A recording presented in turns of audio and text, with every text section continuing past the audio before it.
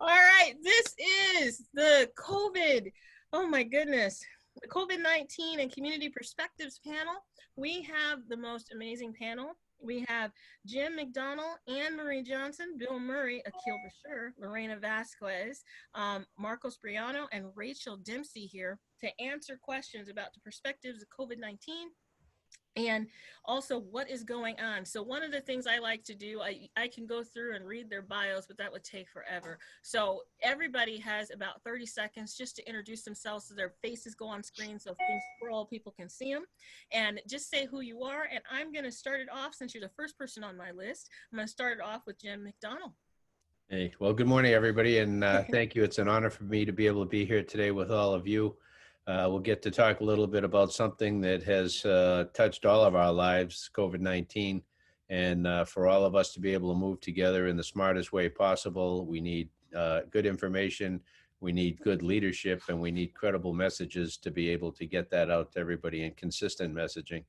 And so thank you for all doing your part and putting us in a much better place than we might otherwise be. Thank you.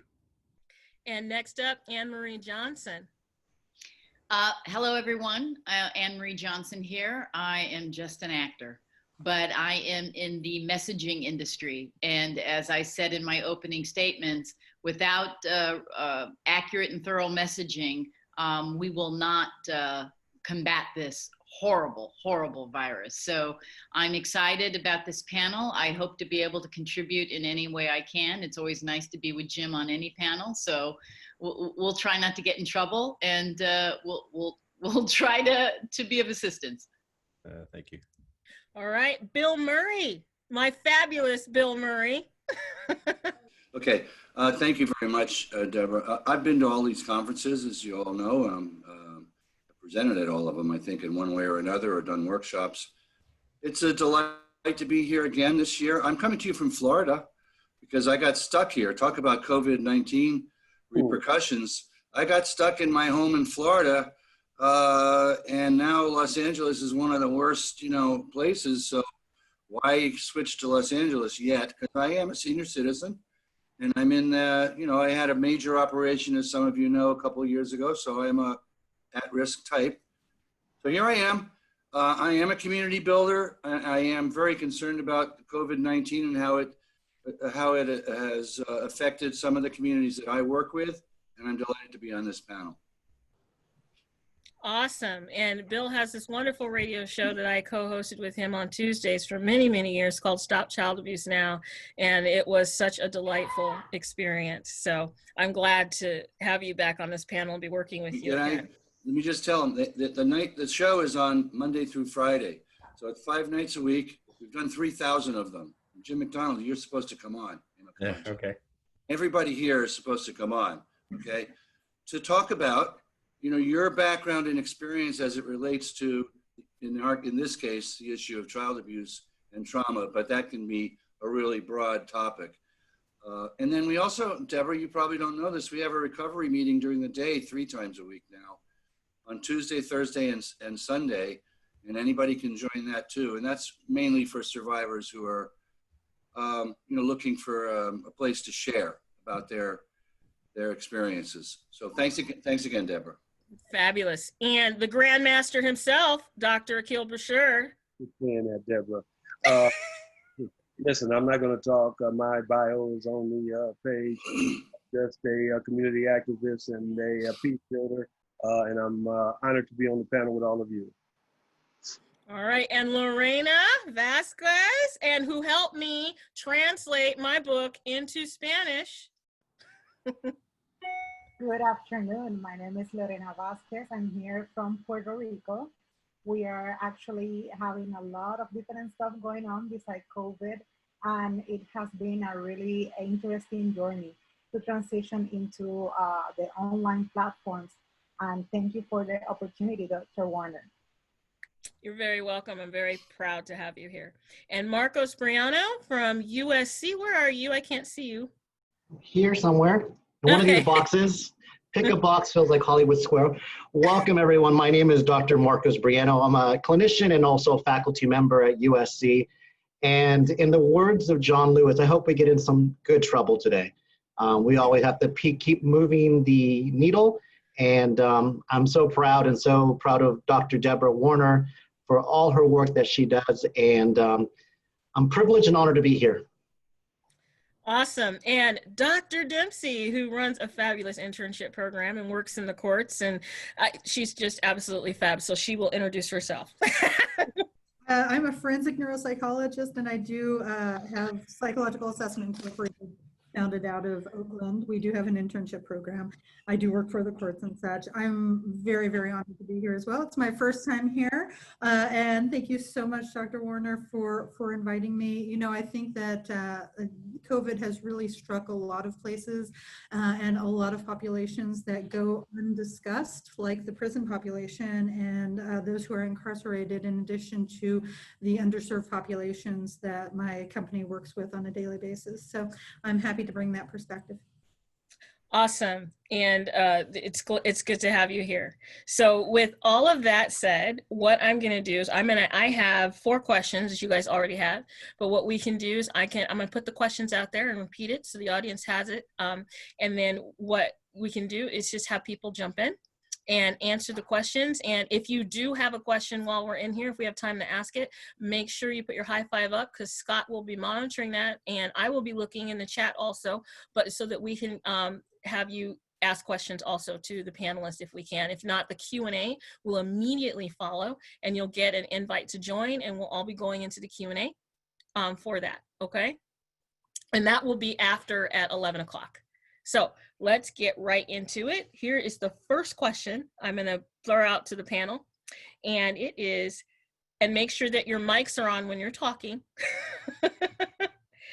How has the pandemic affected you personally and professionally? Well, I guess I'll start. I've been unemployed and unemployable since the shutdown. Besides the medical business, the medical industry, the entertainment industry is the most intimate industry that one can be a part of. All of my work means I'm engaged with other people. It starts the minute I have a call time at 5 o'clock in the morning, the minute I enter the hair and makeup trailer, the minute I enter the wardrobe trailer, the minute I rehearse with my fellow actors, whether it be an intimate scene or just a scene. It's impossible to practice social distancing, and it's an unrealistic thought that Hollywood can do it successfully. Unfortunately, I had to leave a movie that goes into production on August the 24th because it's being shot in Georgia. And since Georgia does not have a national mask mandate, my overall health and well-being and the overall health and well-being of my husband takes first position than a major motion picture. But that causes anxiety, economic stress, and other elements, and concerns of being out of pocket as an actor. I survive on my popularity. I don't survive on my being smart and staying at home and wearing a mask and not working. So the answer to that question is, in my line of business, we have completely stopped. And it's the first time in my 30-odd years as an actor that I cannot work, not by choice, but because of the pandemic. So it's very scary, but I'm not alone. This impacts millions of others. But a lot of people don't think about the blue-collar actor who can't even audition. So it's been a shift in a lot of areas of my life, but I'm blessed and I just move on. Yeah, what's funny is that when I was creating this panel, it was right after the conversation I had with you. I mean, it didn't even dawn on me, you know, because I'm not in that world in that way, you know, and I'm like, it is so intimate. You have like 20 people touching you probably at one time, and just the line for craft services, you're around people. I can't even imagine. And people are like, oh, my show's not on. No, it's not safe, right? It isn't something that you can't do. And so, and then oh my gosh, to not even be able to work, it's insane. People are forgetting all of that, you know? Yeah. Who else wants to answer that? I can jump in. Sure. It was an enormous shift in my company. We were given very little lead time, obviously, when shelter in place hit, and it took a week. And I've got to call out a couple of wonderful people. If you don't know them, Michelle Visipal and Venus Klinger, doctors at my agency, pulled together the ability to do teletherapy for our 300 clients in 2 weeks. And it was amazing because there was no protocols, nothing had come out, but we knew we couldn't leave the clients without help. And so that is one of the major things that happened professionally. For me personally, I have not stopped seeing clients face to face. So I still go into jails. I still go into hospitals. I still go where clients are so that I can see them and do the psychological testing, because that's my forte. I do psychological testing and assessment, and I have to do that in person.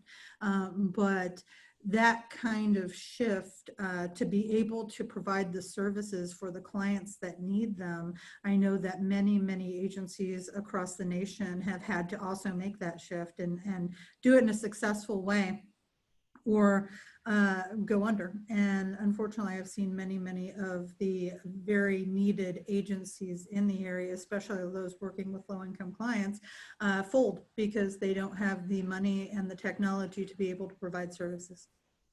Wow, telemedicine in 2 weeks. Like, I'm still struggling. Yeah. I mean, you know, I just can't imagine. You need my staff. I do. I do, because amazing. I still haven't gotten it off, you know? So, wow. Who else wants to take a stab at it? I see Marcos. Yeah.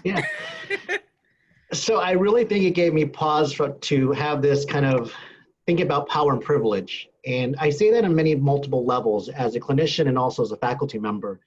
So we didn't have the telehealth version for our community. I work at Pasadena City College, and we have community college students.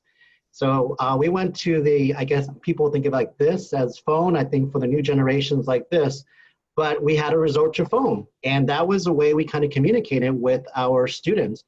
And as a faculty member, you really had to push back and think about like, how do I teach in this new environment and still give our students what they would get in a classroom environment?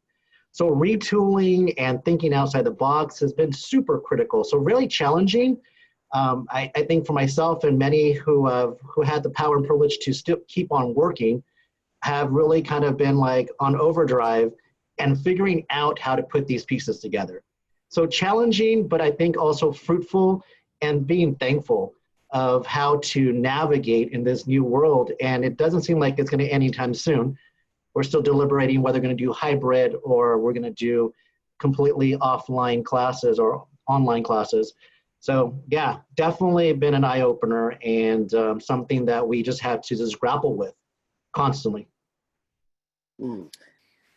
Yeah, my school's still closed.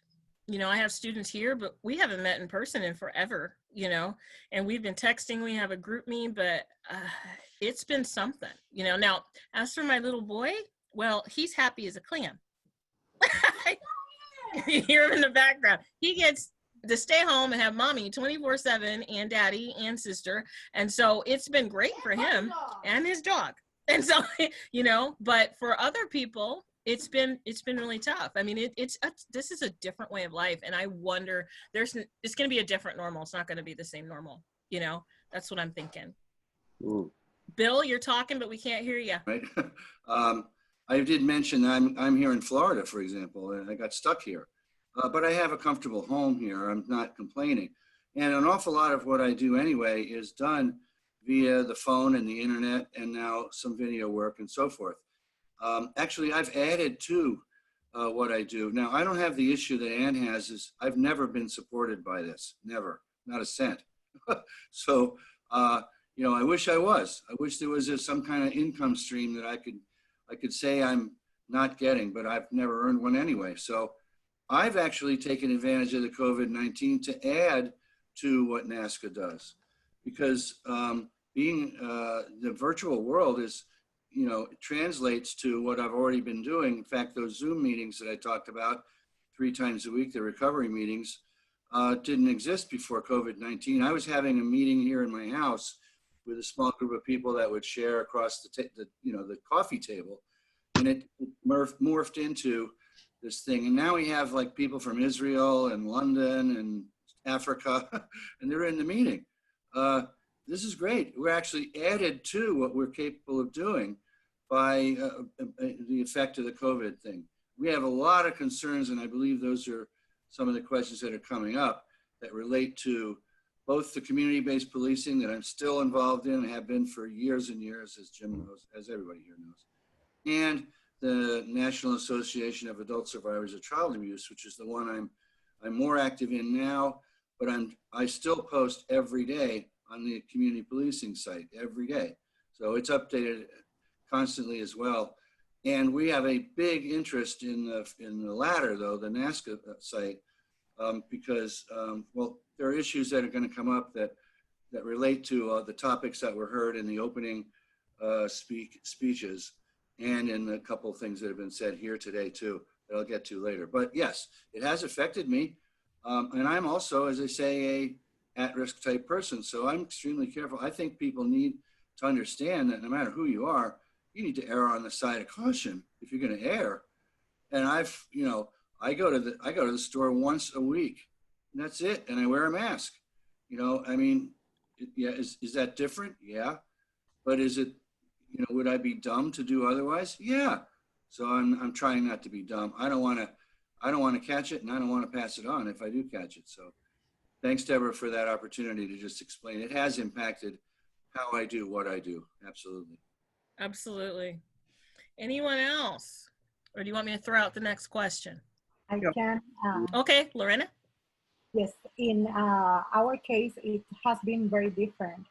Like Bill was mentioning, personally, I have to actually take care of myself because I'm also in one of those vulnerable populations. Another thing, I went from being one of the essential employees to actually being unemployed, and now change all the way that I was doing business and all the stuff that I was trying to do, from going in person to doing all more online therapy and also supporting others, doing more like of coaching and using all the different internet platforms. So that has changed a lot in the way that I was doing normally all my work.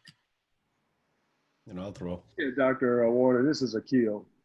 Our work has been expected, and I have to speak for the practitioners, those of us that are actually on the ground engaged in these communities hands-on. So much of our work deals with touching of the people, changing the psychological mindset by conversation, by navigating hot zones, etc. Before I go any further on that, there are a lot of people that are on this call that I have a lot of respect for that are doing some of the same work. And so I want to salute to them, but also to acknowledge them. That's Brother Ray Bassini, that's Louis Cardona out of Washington, D.C., Arturo out of San Francisco. You got Alex out of Washington, D.C. I can go on and on and on, Lorena, but they all are on the ground. So I felt kind of compelled to talk in that vein. The reason why our work has been so effective because of that interpersonal connecting and having that conversation that's been taken away from us. But most of us deal with crisis anyway, so we understand to always have a Bravo and always have a Charlie. One of the things we've had to do is kind of create some of the same options that we were able to do personally and then adopt them over this computer network. Now we're still in the community, we're still on the ground, but we have had to pull back in terms of our trainings, etc. On the professional end, the work has probably increased threefold because where we train across the nation, actually internationally, we can have many more trainings, but that humanistic component is removed from the process because so much of what we do is scenario-based and hands-on.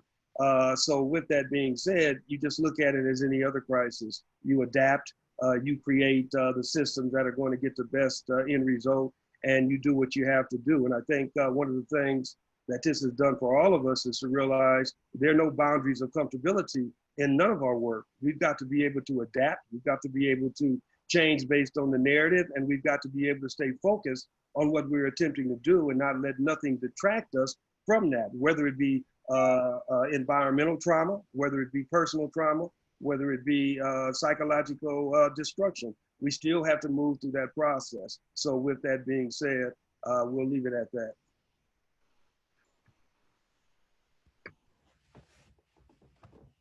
Jim, you wanted to say something? You know, I'll just throw in real quick, like many, I'm in the consulting world now, so it's no travel, which was a big part of it before, and now much more done on Zoom and Skype and so forth. And I think that has changed the way we're going to be moving forward to where we do see less travel, and we've got accustomed to this. And I think we'll see more of this as a way of life as we move forward.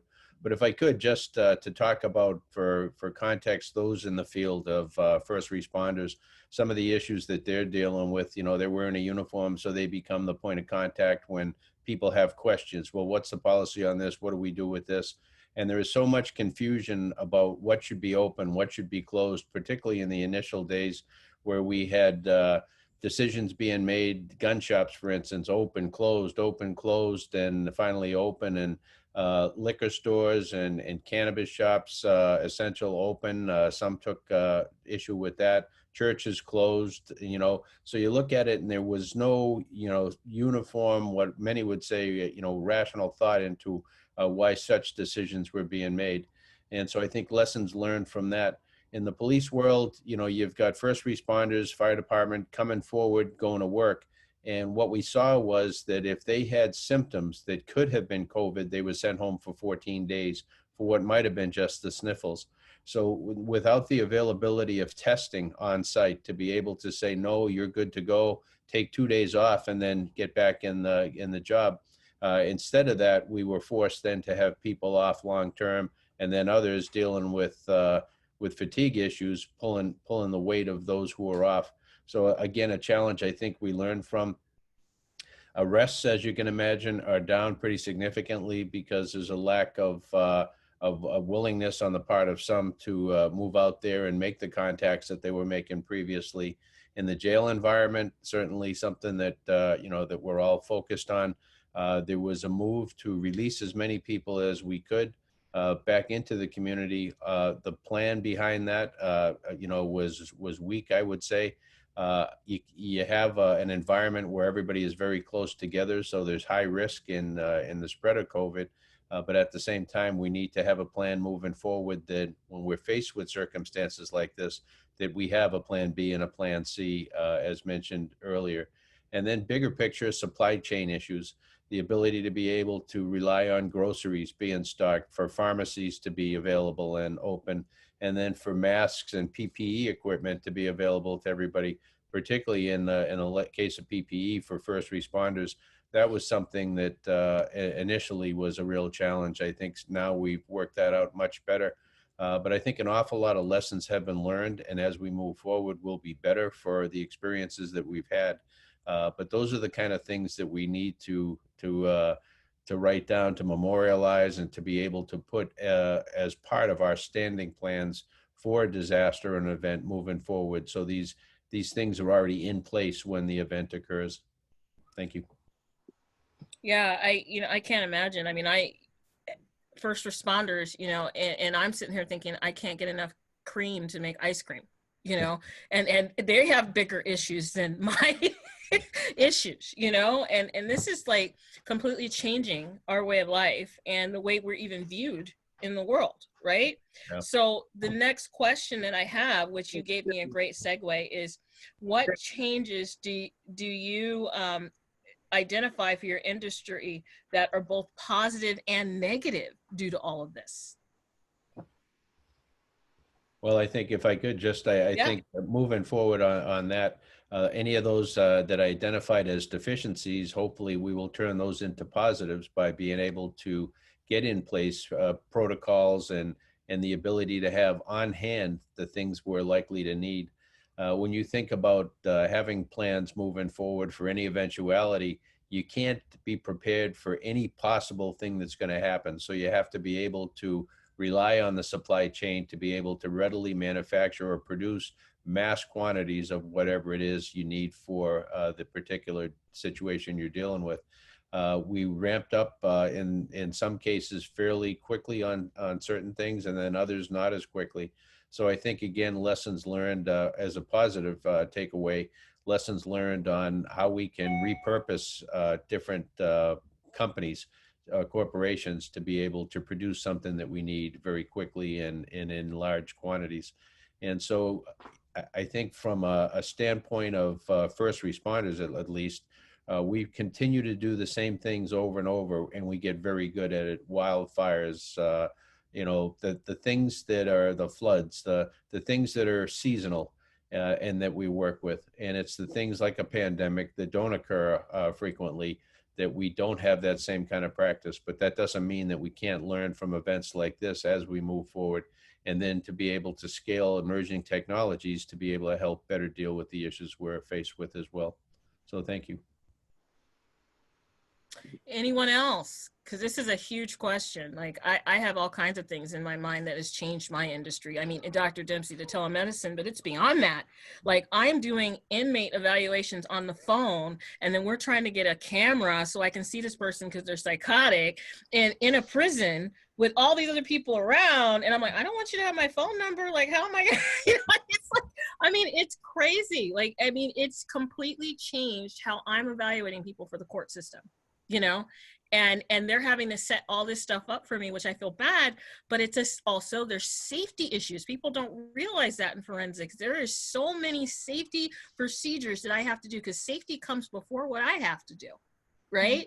And so, I mean, what are you thinking on all of this, Yeah, I agree. Actually, a lot of our colleagues are saying the same thing, that they actually don't see us ever going back to face-to-face evaluations when you can do it through distance.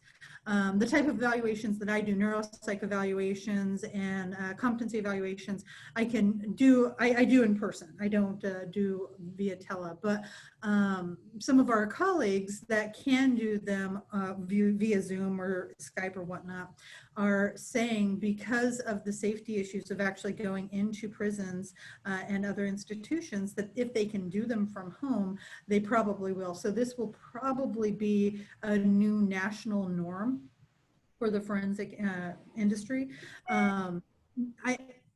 It's interesting, the shift. I think pros and cons, coming back to the question at hand, pros, with telemedicine, we are able to reach more people. We're able to affect, rural people or people who have disabilities that can't actually come into the office. And I see that as a pro. The con is, a couple of my colleagues and other members of the panel here have said, you lose that human connection.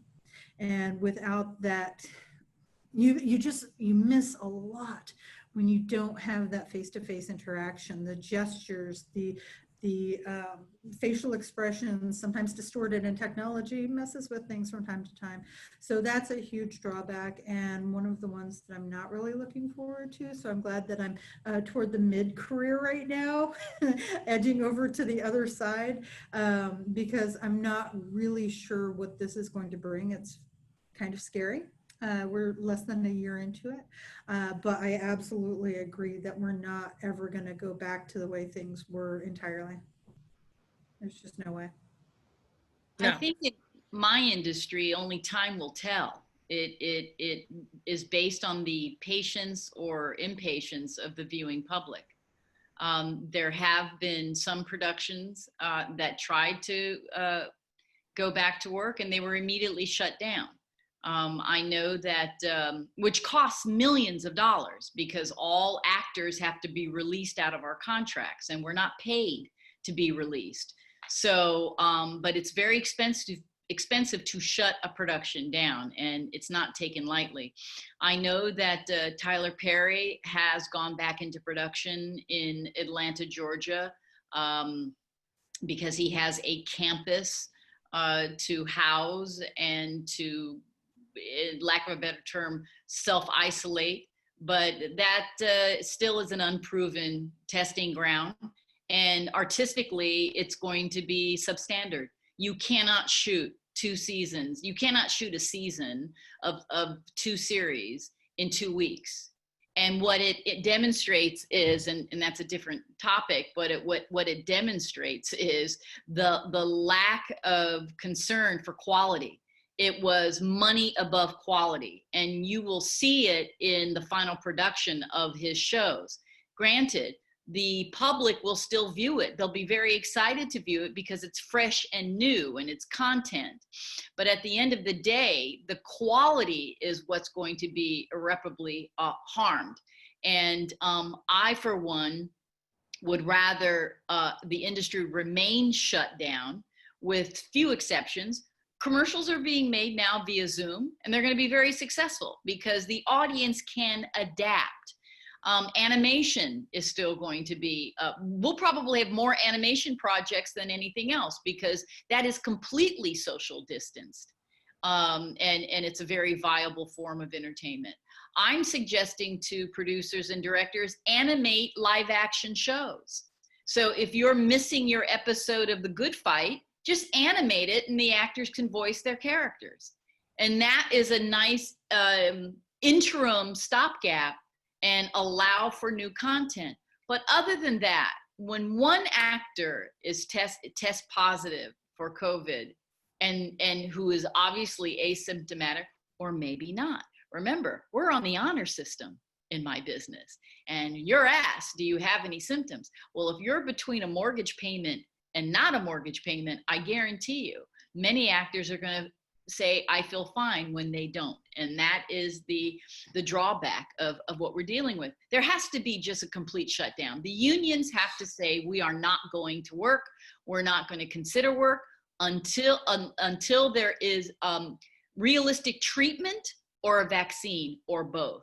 Because in my business, one person handing you food at craft service can infect 300 people on a set and their families, because the average number of employees on a set is anywhere between 200 and 300 people to produce an hour-long show.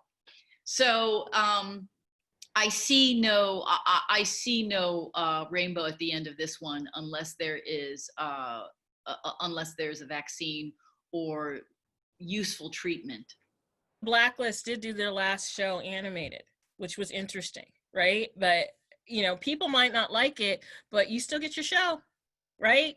And you still get to have the experience. You know, we're gonna have to change our mind, wrap our mind around something different here. But more importantly, not only does the viewing public get to see their show, people are employed. Yes. People forget that in my industry, my union represents 165,000 people. Overwhelming unemployed, which means we don't qualify for health coverage and we don't qualify for a pension credit. So, you know, there's a lot of attention to other industries because the average person thinks that we're just rolling in the dough and actors are so, no, the average actor barely makes $10,000 a year at best.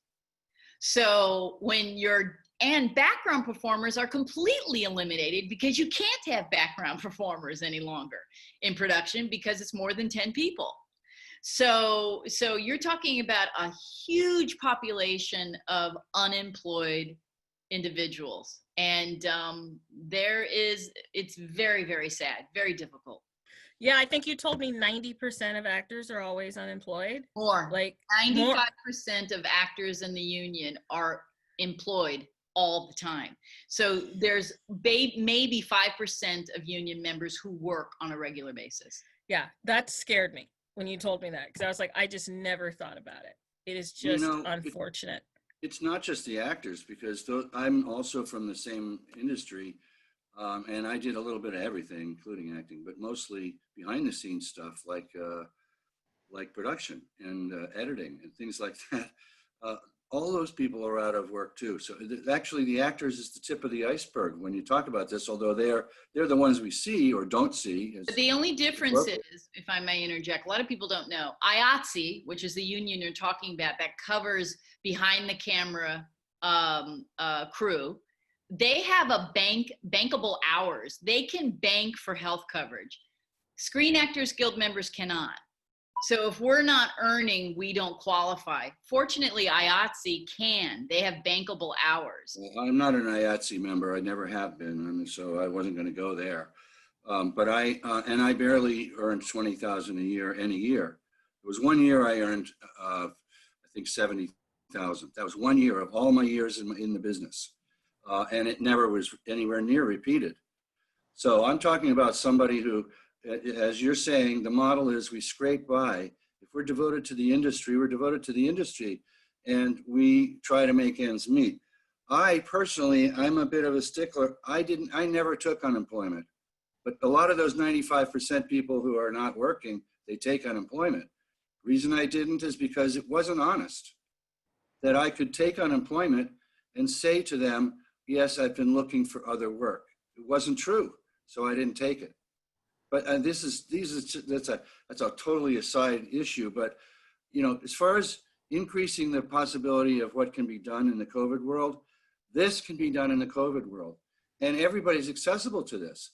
This Zoom thing, this internet thing, this, you know, I understand you can't be face to face with a lot of, you can't be touching people, you can't be within the touching distance, but that doesn't mean we're all here. Because each one of us is in our own comfortable environment. I see it actually as an opportunity, Deborah, in some respects.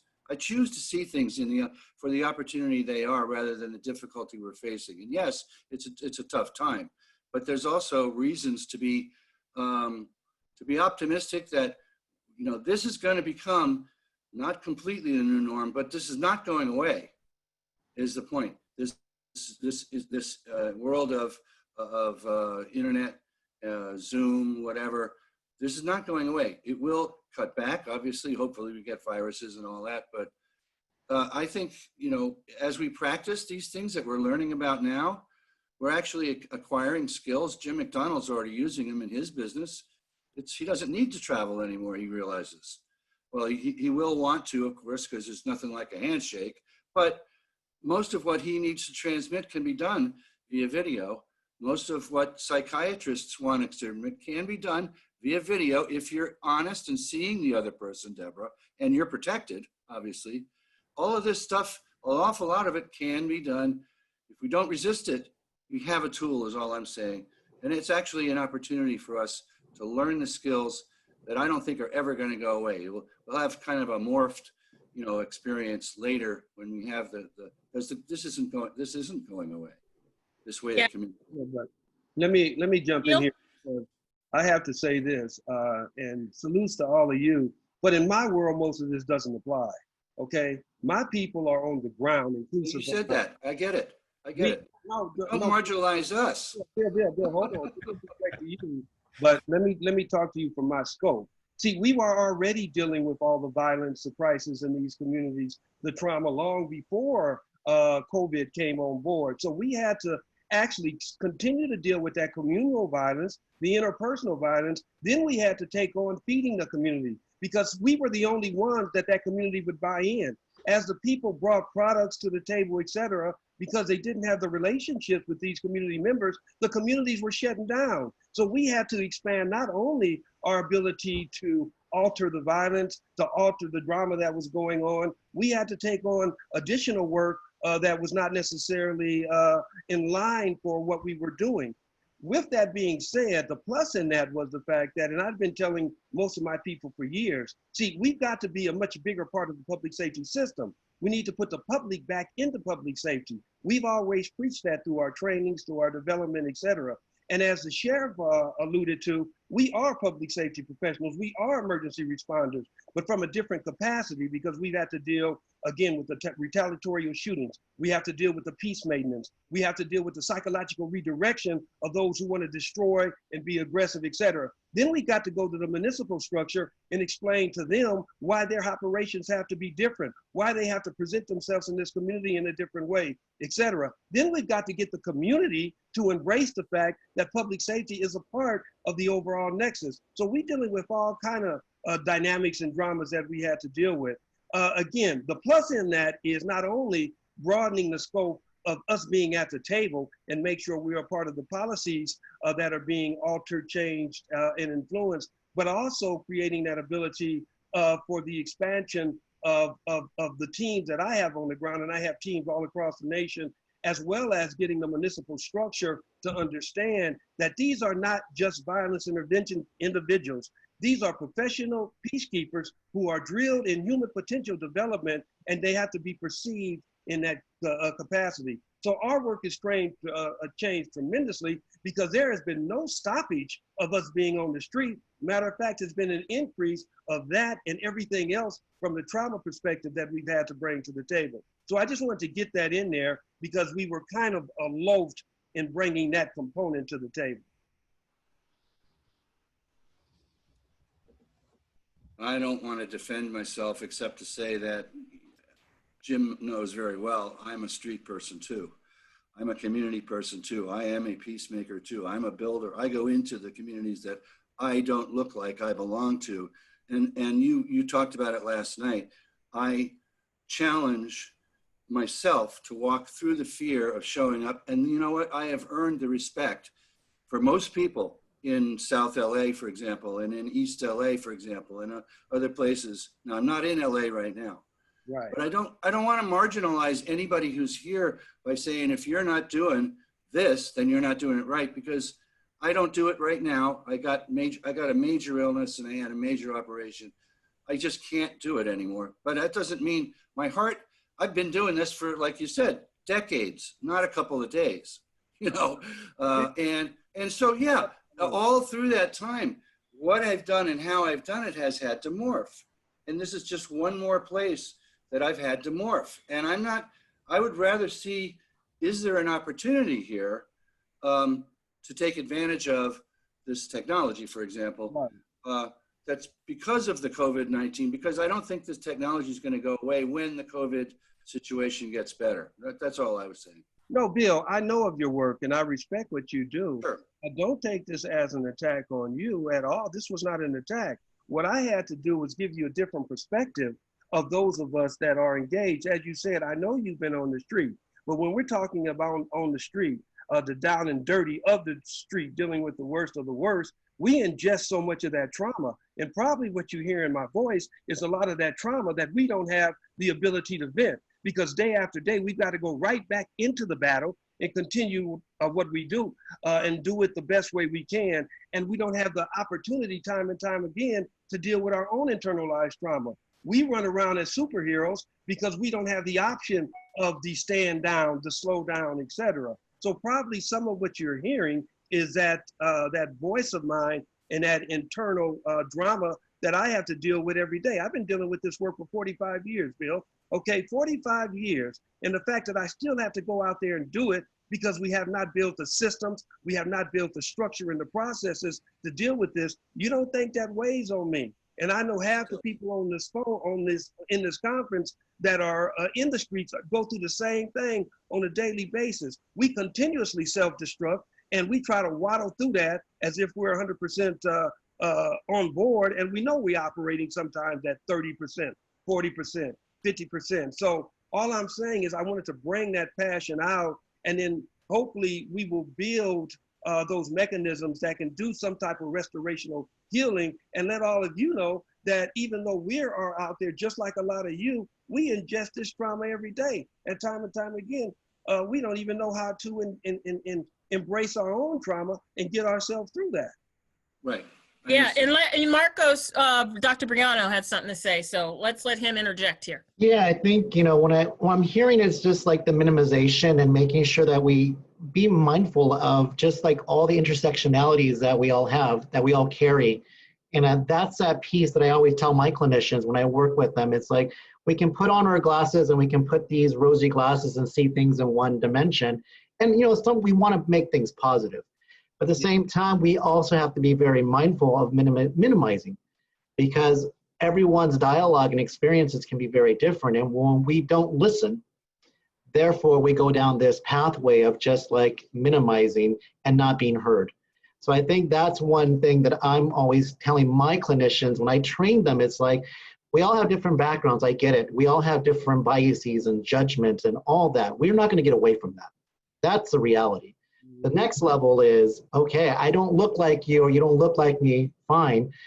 But what are we going to do is how can we listen and how can we engage in difficult dialogues that get us moving we're all moving the same direction.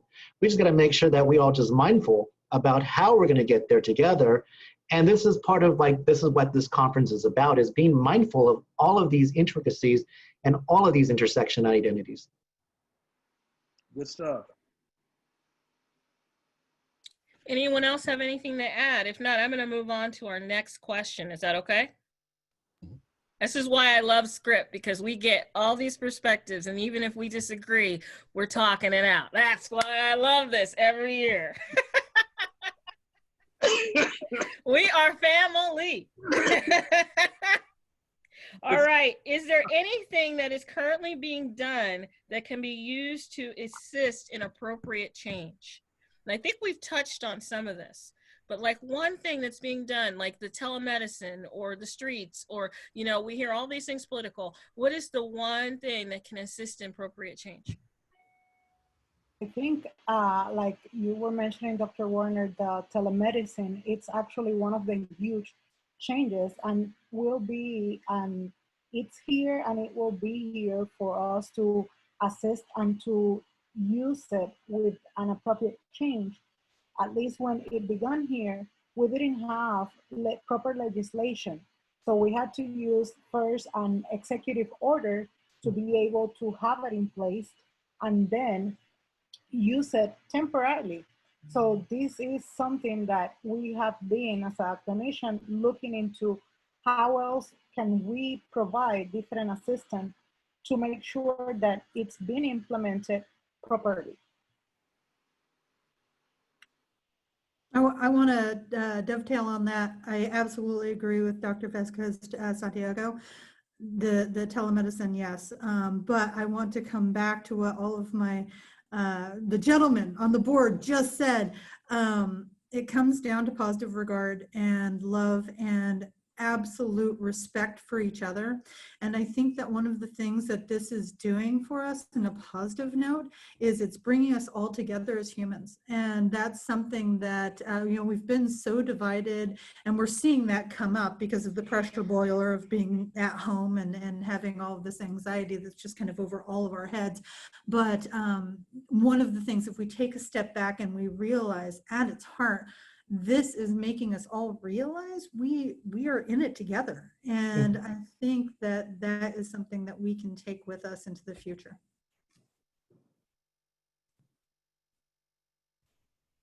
I agree. Our future is yet to be determined, and we have to take all of this with us. Anyone else with this one?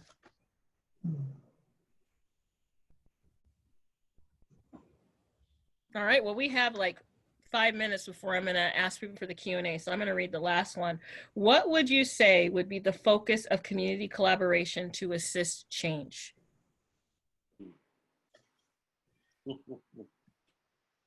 Yeah, it's a huge question.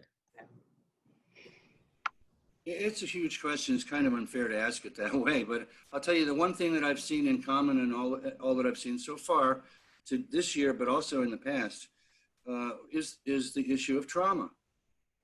There's a huge amount of trauma going on in our world today, which is not being addressed in the sense that, I mean, when people started talking about the pandemic of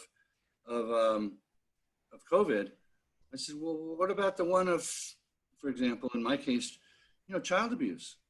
The trauma from child abuse affects people in their later life in really dramatic ways, in their decision-making, in their choices, and in how they feel about themselves, the jobs they take, the people they marry, on and on, everything. How angry they are, how hostile they are, their personality is built around that. And it affects a huge percentage of the population. We think probably 30% or something like that were sexually abused, of adults today, were sexually abused before they were 18. And we think probably 50% or more, if you add in, which we do, violent abuse or physical abuse or emotional trauma or neglect, it's probably half the population, maybe even more. In other words, we are carrying this, that's the pandemic. On top of which we have the COVID pandemic. But the trauma pandemic that's in ourselves, in addition to all the other stuff that happens when we're young, you know, if you take the ACE score, right? And you take any of those at-risk people who take the ACE score, they're going to score extremely high, and so forth. These are the people we work with because we try to get them on a healing journey that they start to correct, you know, or to improve the possibility of having a healthy life. And of course, we also teach the methods that you would use to prevent or to intercede while a person is a child.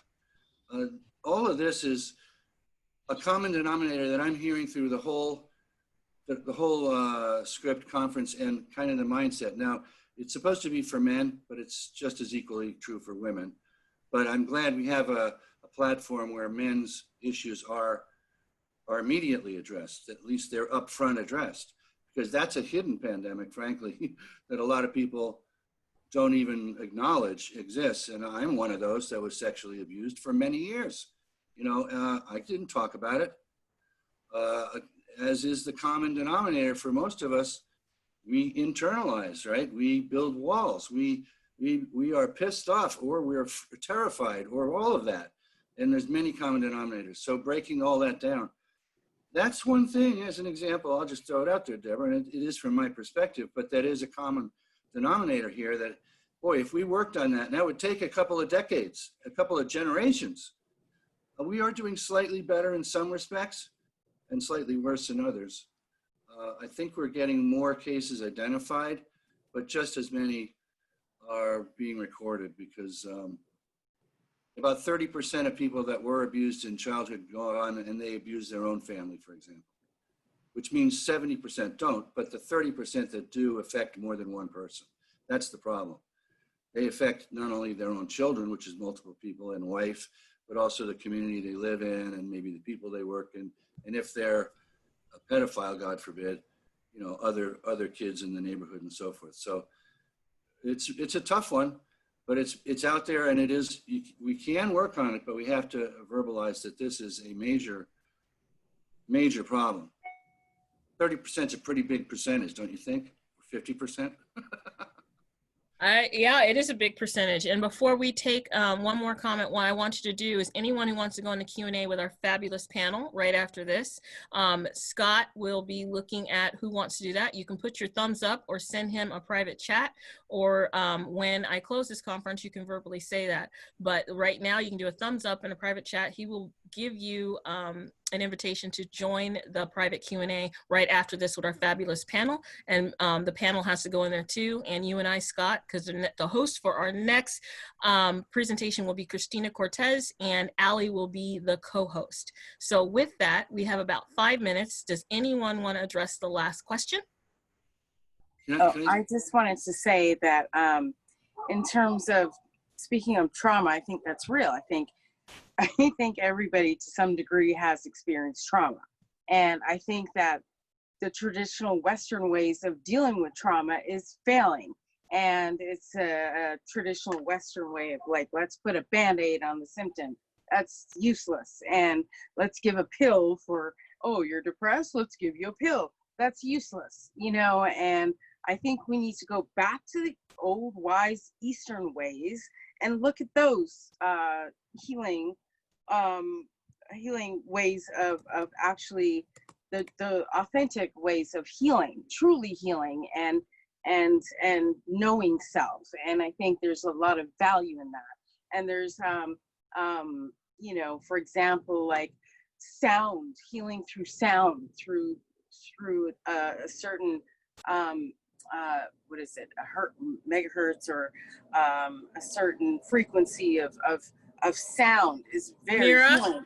Yes. Mira, I'm going to interrupt you 1 second. You can Okay. continue this into the Q&A. I want to give the panel an opportunity to close out with each a closing thought real quick. All right. So okay. I'm going to start with Jim McDonald. Do you want to close us out with a closing thought? And we'll just go down the list. Just a real brief thank you to everybody. A lot of great thoughts thrown around, a lot of opportunity for continued dialogue. I think there's the value is hearing different perspectives, learning from the lessons of a difficult time in our history and being able to move forward. I love the theme of collaboration, bringing the community together to come up with answers that we can all work on together. So thank you very much. Excellent. And Anne Marie. Ditto, I concur. And congratulations to you, Deborah. And I want to thank Ann Young for inviting me to meet you and participate in this. Congratulations to everyone involved with the Script Conference. We have a long road to hoe. Thank goodness there are professionals who are willing and able to put themselves in to walk into the fire, while the majority of us should stay away from the fire, wear our masks, be safe and sane, and let those professionals do what they do best. So God bless you all who are risking your lives to help others. Keep up the good work. You're on the right side of life. And good luck to everyone, and please stay safe. Yeah, and you know what? We do, and you're family now, so you're not leaving my life.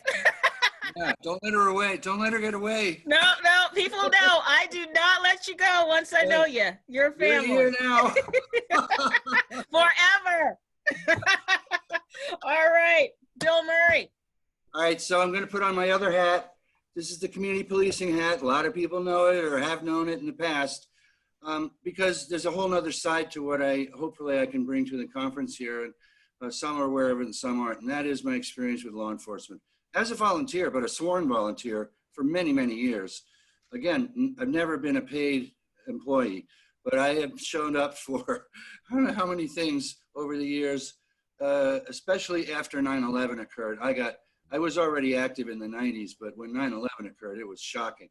That's when I started the community policing website, which I mentioned before is still being updated every day. In fact, one of the newest things is they've now got their own bureau, Jim, and it's being led by an African-American deputy chief. Yep. Good for her. I don't know what it's going to look like, but see, for a long time when you were in the command center, or when you were in the command structure at the top, and even before you were at the top, you and I both agreed the philosophy of LAPD had to be community-based policing. Right. And this is true, I think, in Long Beach and in the Sheriff's Department too, and everywhere it should be. Mm-hmm. That's just the way you do business. Right. It's not an aberration. It's not an extra program. It's how we do our law enforcement and our first responding. So anyway, I just wanted to show off the hat there and get a smile from Jim. Thanks, Jim. Thanks, Deb. Okay. Akil, for sure. Yeah, I would just say I salute all of you and really honored by the work you're doing. If there's anything me and my team can do to support you, we are always there and have your back. I will leave you with this quote. If serving is below you, then leadership is beyond you. And I think if we remember that, those people that we touch, we'll give them the best that we have. Stay up and stay strong. That's good. Now, Deb, okay. Are we automatically Lorena. To the panel? Are we automatically taken to the panel? We don't have to do anything, right, Deb? You'll get a join button, and you click the join button, and you'll go into the Q&A. Lorena. I think at this point, one of the best important things that we need to consider is also give the opportunity to other people to feel in the safe space so they can share their own experiences while they are enduring all these changes at this time. Thank you for the opportunity. Perfect. And Marcos.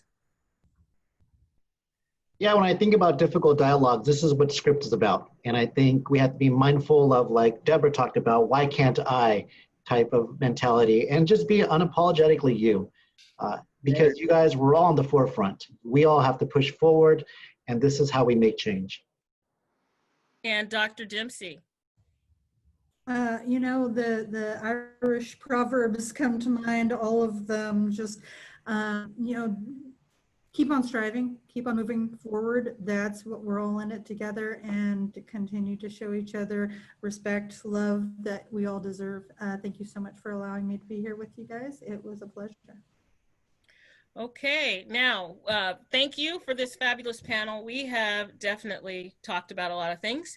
We're going to go into Q&A, and next up will be Dr. Panelists. So Scott, can you open the Q&A room so that we can all go in there?